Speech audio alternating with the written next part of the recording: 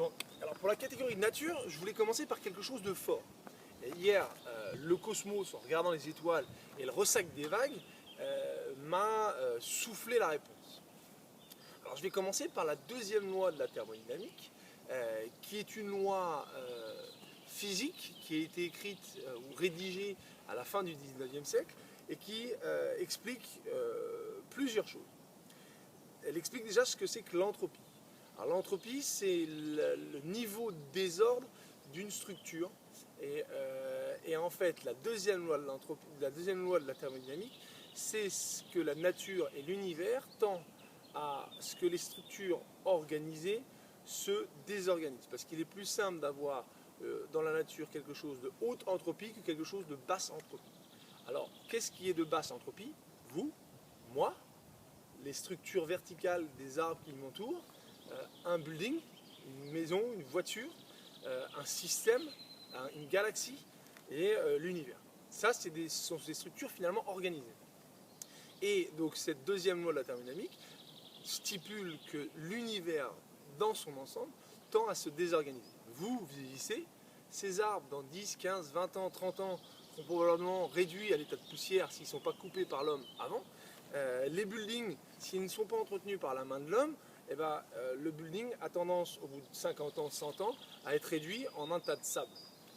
Donc passer d'une basse entropie structurelle à une haute entropie, un tas de sable. Et ce qui est encore plus extraordinaire, c'est que c'est une loi qui vous concerne, vous, moi, le building, la planète, mais ça concerne aussi le système solaire et les galaxies de façon générale. Un jour ou l'autre, notre Soleil manquera d'hydrogène et s'effondrera sur lui-même avant d'exploser et de réduire notre système solaire à l'état de poussière.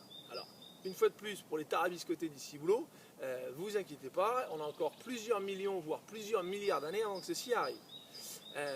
Et donc la dernière chose sur cette deuxième loi de la thermodynamique, qui est quelque chose d'extraordinaire, c'est qu'on n'avait jusqu'à présent pas de compréhension vraiment théorique et physique pour expliquer pourquoi le temps vient du passé et va vers le futur.